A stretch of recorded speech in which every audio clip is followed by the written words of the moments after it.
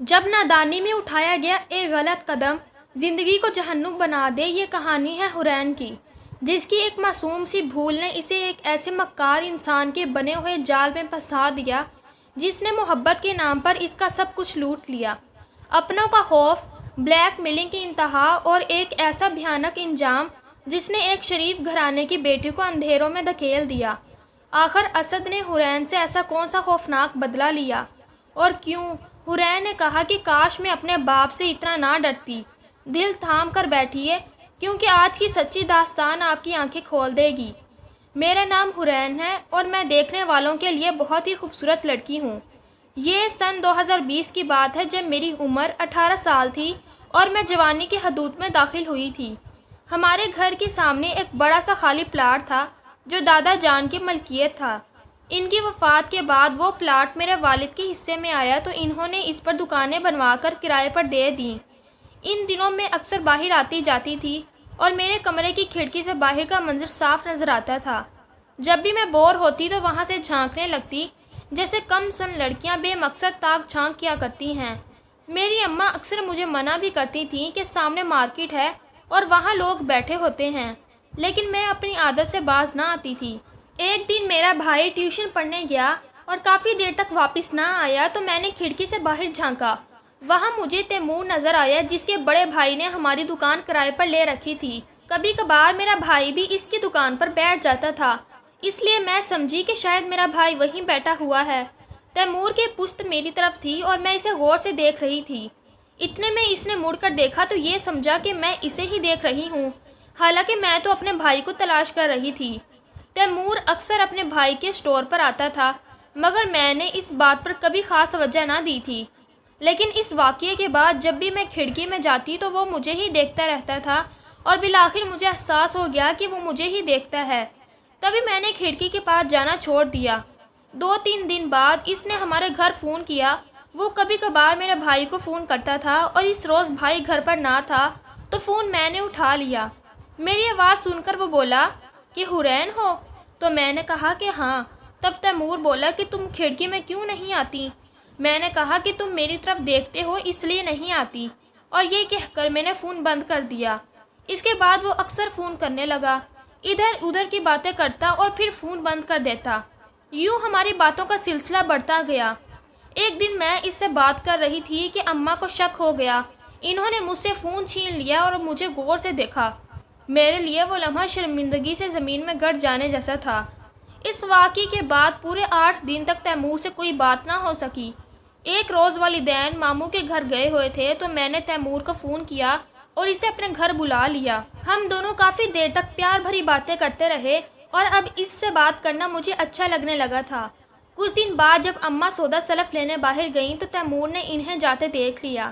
اس نے دکان پر کام کرنے والے ایک چھوٹے لڑکے کے ہاتھ مجھے ایک پرچہ بھجوا دیا۔ اماں جب سودا لے کر واپس آئیں تو وہ خط ابھی تک میرے ہاتھ میں تھا۔ ان کو اچانک آتا دیکھ کر میں نے اپنی مٹھی بند کر لی، مگر انہیں شک ہو گیا۔ انہوں نے میری مٹھی کھلوائی اور خط چھین لیا۔ پہلے تو انہوں نے مجھے 2-4 تھپڑ مارے، لیکن میرے دل پر اس کا کوئی اثر نہ ہوا، کیونکہ میں تو نئی نویلی جذبوں میں گھری خوابوں کی اندھی دلہن بنی ہوئی تھی۔ اس کے بعد اماں نے فون پر تالا لگا دیا۔ اب میں اس سے بات نہیں کر سکتی تھی۔ کبھی کبھی کھڑکی میں چلی جاتی اور تیمور کو اشارے سے منع کرتی کہ ہمارے گھر فون نہ کرے، لیکن انہی اشاروں کی وجہ سے میں پوری مارکیٹ میں بدنام ہو گئی۔ میرے ابا اور چچا کی مارکیٹ میں بہت عزت تھی، اس لیے مارکیٹ کے 2-3 دکاندار چچا کے پاس گئے اور انہیں ساری صورتحال سے آگاہ کیا۔ چچا نے گھر آ کر اماں سے کہا کہ دیکھو بھابھی، لوگ حورین کے بارے میں کیسی باتیں کر رہے ہیں، لیکن اماں نے مجھے کچھ نہ کہا کیونکہ شاید وہ میری اصلاح سے بالکل مایوس ہو گئی تھیں۔ میں نے تب بھی عقل نہ پکڑی اور فون پر بات نہ کر سکتی تھی تو تیمور کو خط لکھنے لگی۔ وہ ٹھوکر جو مجھے کھانی تھی وہ ابھی باقی تھی۔ پھر ایک دکاندار کی بیوی نے آ کر اماں کو بتایا کہ اپنی بیٹی کو سنبھالیے، یہ تیمور کو خط لکھتی ہے۔ آخری بار اماں نے مجھے سمجھایا کہ بیٹی ایسا نہ کر، لڑکے اکثر لڑکیوں کو خطوط سے بلیک میل کرتے ہیں۔ اب میں 19 سال کی ہو چکی تھی اور وقتی طور پر ماں کے کہنے کا اثر مجھ پر ضرور ہوا کہ میں نے تیمور کو خط لکھنا بند کر دیا اور اس کا فون بھی نہ اٹھاتی تھی۔ تب تیمور بے چین ہو گیا کہ اب رابطے کا ذریعہ تو ختم ہو گیا ہے، جب کوئی صورت نہ بنی تو اس نے میرے کزن اسد کو اپنا ہمدرد بنا لیا اور اسے سارا حال بتا دیا۔ اسد بھی کبھی کبھار ان کی دکان پر بیٹھا کرتا تھا اور یہ تیمور نے بہت بڑی غلطی کی۔ اسد نے اندر ہی اندر ایسی آگ بھڑکائی کہ میرا سب کچھ جل کر راکھ ہو گیا۔ وہ تو روز ہمارے گھر آتا تھا اور اس پر کوئی روک نہ ٹوک تھی۔ ایک روز اس نے مجھ سے کہا کہ حورین، کیا تم تیمور سے رابطے میں ہو؟ میں خاموشی سے اس کا منہ تکنے لگی کہ اسے کیسے پتہ چلا؟ وہ بولا کہ میرا منہ کیا دیکھ رہی ہو، تیمور سے ہی پوچھ لو۔ اس نے تمہارے اور اپنے عشق کی داستان مجھے سنا دی ہے اور اب میں تمہارے ابو کو سب بتا دوں گا۔ یہ سن کر میرے پیروں تلے سے زمین نکل گئی اور مجھے تیمور پر بہت غصہ آیا۔ میں اسے ایسا نہ سمجھتی تھی۔ میں نے اسد کے آگے ہاتھ جوڑے کہ خدارا یہ سب کسی کو نہ بتائیں۔ تو وہ کہنے لگا کہ ٹھیک ہے، ایک شرط پر، تم خود کو میرے حوالے کر دو۔ میں یہ سب کچھ نہیں کر سکتی تھی کیونکہ مجھے اسد بالکل پسند نہیں تھا۔ میں نے انکار کر دیا اور کہا کہ میری شادی جہاں ہوگی میری عزت اسی شخص کی امانت ہوگی۔ وہ بولا کہ ٹھیک ہے، تو پھر مجھ سے دوستی کر لو، مجھے اپنا غم گسار اور رازدار سمجھو اور مجھ پر اعتبار کرو۔ تیمور نے بھی تو تم پر اعتبار کر کے مجھے سب بتایا ہے۔ میں تمہارا راز کسی پر ظاہر نہیں کروں گا، میں تو تمہیں صرف آزما رہا تھا۔ اس نے کچھ اس انداز سے بات کی کہ میں نے اس پر اعتبار کر لیا اور سوچا کہ آخر میرا چچا زاد ہے، اسے مجھ پر ترس آ گیا ہوگا اور تیمور کو بھی اس پر اعتبار تھا، تبھی تو ساری بات بتائی ہے۔ اس نے پوچھا کہ بولو، کیا کہتی ہو؟ کیا مجھے اپنا دوست مانتی ہو؟ میں نے کہا کہ ہاں۔ تو وہ بولا کہ آج سے میں تمہارا اپنا ہوں اور اپنوں پر بھروسہ کرنا چاہیے۔ اب تم مجھے خط لکھ دینا اور میں وہ تیمور کو دے دوں گا۔ میں نادان عمر کے جذبات میں بہکنے والی لڑکی اس کی باتوں میں آ گئی کیونکہ میں خود بھی تیمور کے لیے بے قرار تھی۔ میں نے ایک خط تیمور کے نام لکھا اور اسد کے حوالے کر دیا۔ وہ روز کہتا تھا کہ تیمور بہت التجا کرتا ہے اور میں اس کے حال پر ترس کھاتا ہوں۔ اب میں خط لکھ کر اسد کو دے دیتی مگر وہ مجھے اس کا جواب نہ لا کر دیتا تھا۔ میں نے تیمور کو 3-4 خط لکھے اور جب کوئی جواب نہ ملا تو سوچا کہ آج آخری خط لکھتی ہوں، اگر اب بھی جواب نہ آیا تو پھر کبھی نہ لکھوں گی۔ میں خط لکھ ہی رہی تھی کہ اماں کمرے میں آ گئیں تو میں نے جلدی سے خط میز کی دراز میں رکھ دیا مگر اماں نے دیکھ لیا۔ انہوں نے دراز کھول کر خط نکال لیا اور وہ سمجھی کہ میں اب بھی تیمور کو محبت نامے لکھتی ہوں۔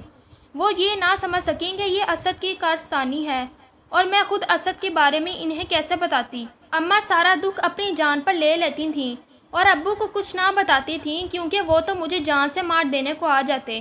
اس واقعے کے بعد اماں نے مجھے خالہ کے گھر دوسرے شہر بھیج دیا تاکہ میں تیمور سے دور ہو جاؤں، حالانکہ میں پہلے ہی اس سے دور ہو چکی تھی۔ اب تو اسد میری جان کو آ لگا تھا جس کی نفسیات کا مجھے اندازہ نہ تھا۔ اسد صاحب خالہ کے گھر بھی پہنچ گئے دوست بن کر میرا دکھ بانٹنے کے بہانے۔ میں نے فیصلہ کیا کہ اب نہ کبھی تیمور کو خط لکھوں گی اور نہ اسد کو دوں گی۔ پھر بھی اسد نے میرا پیچھا نہ چھوڑا۔ اس لحاظ سے تیمور بہتر انسان تھا کہ میں نے جب اس سے رابطہ ختم کیا تو اس نے پھر کبھی مجھے تنگ نہیں کیا، مگر میرا یہ چچا زاد تو جال کا کانٹا بن چکا تھا اور مجھے معلوم نہ تھا کہ اسد ہار ماننے والا نہیں ہے۔ وہ اماں کے پاس گیا اور میرا رشتہ مانگ لیا، انہیں سچی جھوٹی باتیں بتائیں اور کہنے لگا کہ حورین تیمور سے ملتی ہے اور یہ تباہ ہو جائے گی۔ میں ہر حال میں خاندان کی عزت بچانا چاہتا ہوں ورنہ ایک نہ ایک دن اس کی بدنامی تایا جی کے کان میں پڑ جائے گی اور وہ آپ کا اور آپ کی اس نادان بیٹی کا حشر نشر کر دیں گے۔ لیکن بات ابھی میرے قابو میں ہے۔ ایسی ہی باتیں کر کے اس نے اماں کو ڈرا دھمکا کر ان کا دل پگھلا لیا اور انہوں نے میرا رشتہ دینے کی حامی بھر لی۔ حالانکہ پہلے جب چچا اسد کے لیے رشتہ مانگتے تھے تو سب سے زیادہ مخالفت میری اماں ہی کیا کرتی تھی۔ ابو اپنے اس بھتیجے کو روزے اول سے پسند نہیں کرتے تھے اور وہ اس کی خصلت کو جانتے تھے کہ وہ میٹرک بھی پاس نہ کر سکا تھا، اوپر سے آوارہ لڑکوں میں اٹھتا بیٹھتا تھا اور جوا کھیلتا تھا۔ اتنی سی عمر میں سارے عیب اس میں موجود تھے۔ ماں نے دل پر پتھر کی سل رکھ لی اور کہتی تھی کہ حورین تو پیدا نہ ہوئی ہوتی تو اچھا تھا، تو نے اگر تیمور سے عشق و محبت اور خط و کتاب کا چکر نہ چلایا ہوتا تو میں تیرے اس چچا کے سپوت کو منہ نہ لگاتی۔ میرے خط جو تیمور کے نام تھے وہ سب اسد کی مٹھی میں تھے اور وہ ایک منٹ میں ہماری عزت 2 کوڑی کی کر سکتا تھا۔ والد صاحب کو ایسی باتیں پتہ نہ چلتیں تو وہ مجھے جان سے مارنے سے دریغ نہیں کرتے اور اماں کو طلاق ہو سکتی تھی۔ ہم کس قدر بھیانک موڑ پر کھڑے تھے اور یہ زندگی مجھے کہاں لے آئی تھی ماں کا حال مجھ سے دیکھا نہ جاتا تھا اور جی چاہتا تھا کہ کچھ کر لوں۔ اماں چچی کی خسرت بھی جانتی تھی اور اب اپنی بیٹی اسی عورت کو سونپ رہی تھیں۔ چچی ہر ایک سے کہتی تھیں کہ کیا کروں، بیٹے سے مجبور ہوں، جس کو حورین نے اپنی الفت کے جال میں پھنسا لیا ہے، ورنہ میں تو کبھی اس کو بہو نہ بناتی۔ ادھر اسد میری اماں کو بار بار جتلاتا تھا کہ میں نے حورین سے شادی نہ کی تو اسے کون قبول کرے گا۔ تیمور نے تو ہر کسی دوست سے اس کا اور اپنا تعلق ظاہر کر دیا ہے اور یہ گلی میں بدنام ہو چکی ہے۔ کسی روز ضرور تایا جی کے کانوں میں یہ بات پڑے گی، کیونکہ ساری مارکیٹ میں ہر ایک کے منہ پر اس کی داستان ہے۔ اماں اس کے نفسیاتی دباؤ میں آ گئی اور میں خود اسد کی باتیں سن سن کر کام جاتی تھی، لیکن ہم ماں بیٹیاں ابو سے اتنا ڈرتی تھیں جیسے بکرا کے سائی سے ڈرتا ہے۔ یہاں تو معاملہ ایسا تھا کہ ہمیں کنویں میں چھلانگ لگانا منظور تھا، مگر یہ منظور نہ تھا کہ کوئی میرے ہاتھ کے لکھے خط ابو کو دے دے۔ وہ میری جو درگت بناتے سو بناتے، تیمور کی گردن بھی دبوچ لیتے۔ بس یہی خوف تھا جس وجہ سے میری زندگی داؤ پر لگی، اور کاش میں اپنے باپ سے اتنا نہ ڈرتی۔ اگر وہ مار دیتے تو مر جانا قبول کر لیتی، لیکن اسد کی چال میں نہ آتی۔ ابو اپنے اس بھتیجے سے نالان تھے، مگر اماں نے زور ڈالا کہ اسد جیسا بھی ہے اپنا ہے۔ یوں وہ خاموش ہو گئے اور بولے کہ اللہ مالک ہے، اگر وہ سدھر گیا تو اسے کاروبار کرا دوں گا اور ایک دکان اس کے نام کر دوں گا، شاید میرے احسانات اور دباؤ میں آ کر سیدھے راستے پر آ جائے اور آوارہ لڑکوں کی صحبت چھوڑ دے۔ یوں انہوں نے مجھے اسد سے بھیجا دیا۔ گھر سے باہر کی دنیا میں بھی میرے والد کا رعب تھا۔ صاحب حیثیت اور صاحب جائیداد تھے اور سارا محلہ ان کی عزت کرتا تھا۔ جدھر سے گزرتے سلام سلام کی آوازیں آتی۔ اماں ان کی اس عزت اور آبرو پر آنچ نہ آنے دینا چاہتی تھیں اور میں بدبخت نہ سمجھ ان کی عزت پر بٹا لگانے پر تلی تھی۔ تبھی ماں نے میرے سدھرنے سے مایوس ہو کر مجھے عزت سے بیانے کا بیڑا اٹھا لیا اور میں دلہن بن کر اسد کے گھر آ گئی۔ لیکن یہ بات تو روشن کی طرح عیاں تھی کہ ایک مرد کو جب پتہ ہو کہ اس کی بیوی شادی سے قبل کسی اور کو پسند کرتی تھی تو وہ کیسے بیوی کو سزا نہ دے گا، اور وہ بھی اسد جیسا بدمعاش اور لالچی انسان، جس نے جائیداد کے لالچ میں مجھ سے شادی کر لی تھی اور دکان اور کاروبار کے لیے روپیہ بھی بٹور لیا تھا۔ جہیز بھی خیر سارا اس کے گھر ابو نے پہنچا دیا تھا۔ یوں کچھ دن اس نے میرے ساتھ شانت گزارے، لیکن اندر ہی اندر فطری انتقام کی انچگاری اس کے تن من سلگا رہی تھی۔ جیسے ہی ابو کا انتقال ہوا، اس نے اپنے پنجے نکال لیے، گویا اسی دن کا انتظار تھا۔ اب مجھے ستانا شروع کر دیا۔ تانے اور تیمور کے نام سے اذیت بھری باتیں کرنا اس کا روز کا رول بن گیا، جس نے میری زندگی اجیرن کر ڈالی۔ میں روتی ہوئی ماں کے پاس جاتی تو وہ مجھے ہی برا بھلا کہتی کہ اسی دن کے لیے منع کرتی تھی اور تو نہ سمجھتی تھی۔ کبھی روتی تو گلے لگاتی اور کبھی دعا کرتی کہ خدا اسد کو سمجھ دے اور وہ ان کی بیٹی کو اذیت دینا چھوڑ دے۔ 4 سال میں نے ایسے ہی گزار دیے اور اماں میرے غم میں گھل گھل کر ختم ہو گئیں۔ چچا کا بہت سہارا تھا، مگر 2 سال بعد وہ بھی چل دیے۔ اب تو اسد کی بن آئی اور وہ گھر کا سربراہ تھا۔ اللہ نے مجھے ایک بیٹے اور بیٹی سے نوازا، مگر وہ بھی ایک کے بعد دیگرے فوت ہو گئے۔ خاندان میں شادیاں کرنے کے رواج کی وجہ سے ان میں کوئی وراثتی بیماری تھی کہ ان کا خون نہیں بنتا تھا۔ یوں میں نا خلف اور نا مراد ہی رہی۔ چچی کبھی مجھ سے ہمدردی کرتی اور کبھی دعا بھی دیتی۔ اسد کو سمجھاتی کہ اس کو مت ستایا کر، بیوی ہے تیری، اذیت دینا چھوڑ دے، خدا ناراض ہوگا اور اس کے ساتھ اچھا سلوک رکھ۔ مگر وہ ساس تھی، کبھی مزاج بدل جاتا تو کہتی کیسے تم دوسری شادی کر لو، ہمیں اولاد چاہیے۔ اسد کی فطرت بد تھی، جانے وہ کس پر گیا تھا۔ ہمیشہ غلط لوگوں سے اس کی دوستیاں ہوتی تھیں اور برے لوگوں کی صحبت اسے پسند آتی تھی۔ آخر کار اس نے مزار حسن کا راستہ دیکھ لیا تو رہی صحیح غیرت و حمیت بھی جاتی رہی۔ دن رات وہ طوائفوں کے قدموں میں پڑا رہنے لگا۔ جب ساری دولت طوائفوں پر لٹا بیٹھا تو اس کو برائے عیاش اور دولت مندوں تک پہنچا کر اس ذریعے سے روپیہ کمانے میں لگ گیا۔ یہ روپیہ کمانے کا آسان اور گھٹیا ترین راستہ تھا جس پر وہ چل پڑا تھا۔ ایک جواری دوست شیدا بھی اس کے ہم رکاب ہو گیا تھا۔ میرا ایک ہی بھائی تھا جو والد کے کاروبار اور مارکیٹ کی آمدنی سنبھال رہا تھا۔ اسے ہم سے کوئی غرض نہ تھی۔ میں میکے چلی جاتی تو آؤ بھگت کر لیتا، مگر دکھ سکھ کے بارے میں نہیں پوچھتا تھا۔ ادھر اسد مجھے کہتا کہ تیرا بھائی اکیلے ہی باپ کی دولت اور وراثت سنبھالتا ہے، اس سے مطالبہ کرو کہ تم کو آمدن کا آدھا حصہ دیا کرے۔ بھائی بھلا کب یہ بات ماننے والا تھا۔ اسد کہتا کہ اس پر وراثت کا کیس کرو، میں تو پہلے سے ہی اس کی بلیک میلنگ کا شکار تھی۔ اب بھائی کی رہن سہن اور رشتہ داری سے بھی جاتی۔ اس بات پر راضی نہ ہوئی تو اسد پھر سے پاگل ہو گیا۔ اسے ہر حال میں پیسہ چاہیے تھا اور وہ عزت اور محنت والا کوئی کام نہیں کرنا چاہتا تھا، کیونکہ اس کا ٹھکانہ بازار حسن کا محلہ تھا اور وہ وہاں رہ کر انہی لوگوں میں رنگ گیا تھا، یہاں تک کہ وہ نہ جانے کہاں سے نئی نئی لڑکیاں گھر لاتا اور ان کے سودے بناتا۔ میں اس کو اس کام سے روکتی تو مجھ پر ہاتھ اٹھا دیتا تھا۔ ماں نے روکا تو ان کو بھی جھٹکنے اور دباؤ میں رکھنے لگا۔ چچی بیچاری بیمار تھیں، بالآخر انہوں نے بھی اس دنیا کو الوداع کہہ دیا۔ ایک انہی کا دم تھا جن کے سہارے میں اس بغیرت انسان کے گھر میں اپنی عزت سنبھالے پڑی تھی۔ یہ سہارا بھی نہ رہا تو میں نے جانا کہ میرے سر سے آسمان چلا گیا ہے اور قدموں کے نیچے زمین بھی نہ رہی۔ نہ جانے کب سے اسد کے دل میں ایسی غلیظ خواہش پڑ رہی تھی کہ ماں کے مرتے ہی وہ مجھ کو بھی پیسوں کی خاطر مال بنانے کی سوچنے لگا۔ میں اس کی نیت سے نا عالم تھی، لیکن ایک روز میں نے اسے اپنے دوست سے باتیں کرتے سن لیا۔ دونوں گھر کی بیٹھک میں بیٹھے تھے تو اسد کے دوست نے کہا کہ بہت دنوں سے لالو نے کوئی لڑکی لا کر نہیں تھمائی، آج کل بہت سوکھا چل رہا ہے۔ تو اسد نے کہا کہ تو میں کیا کروں، خود کوئی لڑکی اغوا کر کے لے آؤں، سوکھا چل رہا ہے تو رہے۔ شیدا نے کہا کہ تو کس کے لیے میرا پارٹنر بنا ہے، کسی محلے کی لڑکی کو پھنسا لے۔ اسد نے کہا کہ محلے کی کیا تو انہیں مجھے مروانا ہے؟ شیدا نے کہا کہ تو اپنا گھر کھنگال۔ پھر اسد نے کہا کہ میرے گھر کیا کر رہا ہے، میرا گھر کنکال ہے، کیا کھنکالوں؟ تو شیدا نے کہا لیکن تیرے گھر میں تو دولت ہی دولت ہے، لیکن تجھے اندھے کو کچھ نظر نہیں آتا۔ اسد نے کہا کہاں ہے دولت؟ دولت ہوتی تو کیا ایسا سوکھا چلتا؟ جیب میں آج ڈھیلا نہیں ہے اور بوتل ادھار ملی ہے۔ تو شیدا نے کہا ارے تیرے گھر میں تو ایک دولت کی بوری ہے، اس کو تو نے کھولا ہی نہیں، نوٹوں سے گھر بھر جائے گا تیرا اگر اس کو کھول دے۔ تو اسد نے کہا کیا بکواس کر رہا ہے شیدا، ابھی جان سے مار دوں گا، دوبارہ ایسی بات نہ کرنا، وہ میری بیوی ہے، وفادار بیوی، وفادار بیوی۔ اس کا دوست زور سے ہنسا کہ وہی وفادار بیوی ہے جو تجھ سے شادی سے پہلے اپنے یار کو خط لکھا کرتی تھی۔ ارے تو نے ہی تو بتایا تھا مجھے اپنی بیوی کے یار کا قصہ، کیا بھول گیا ہے؟ اسد کو اپنے دوست کا طعنہ سن کر جیسے جھٹکا لگا اور وہ گم سم ہو گیا۔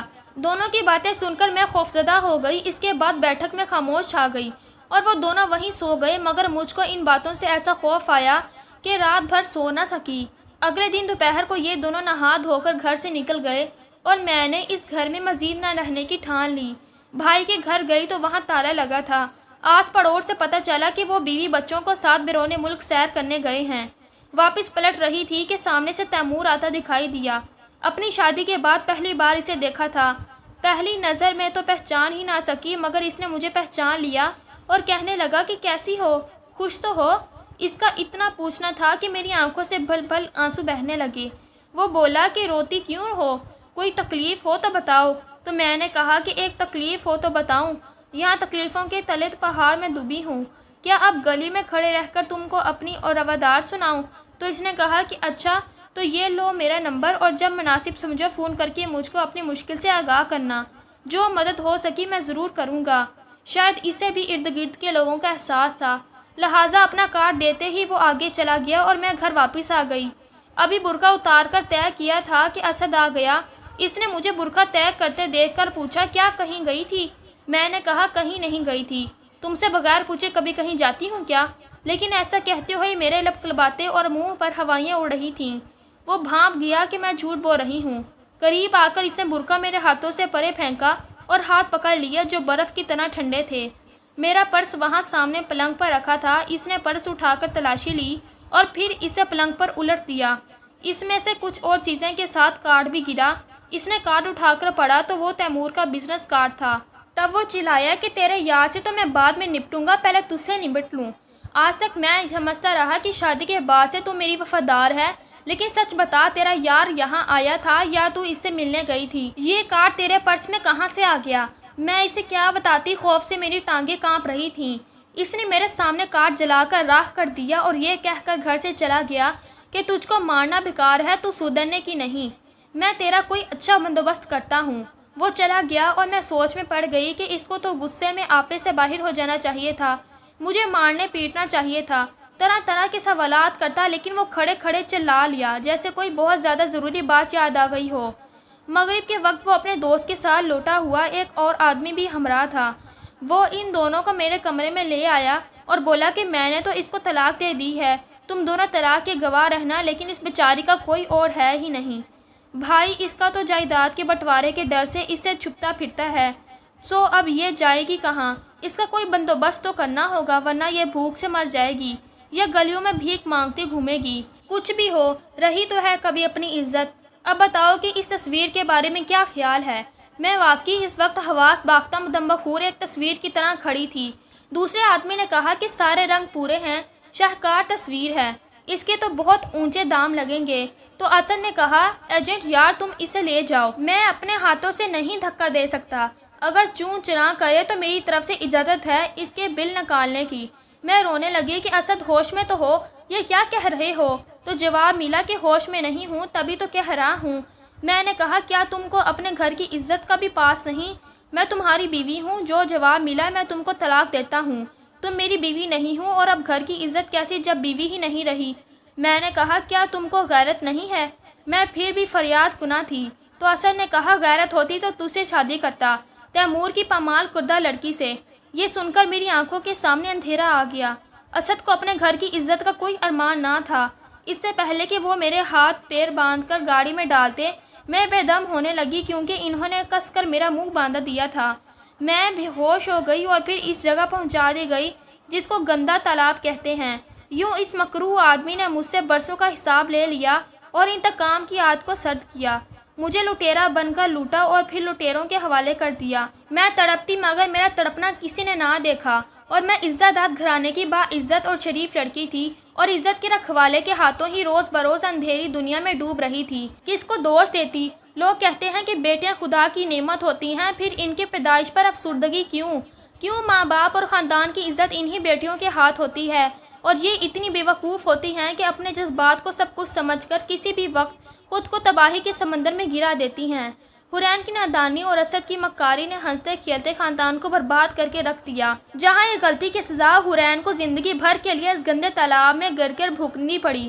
یہ کہانی ہمیں سبق دیتی ہے کہ عارضی جذبوں اور اپنوں کے بے جا خوف میں آ کر کبھی ایسا قدم نہیں اٹھانا چاہیے جس کی واپسی کا کوئی راستہ نہ ہو۔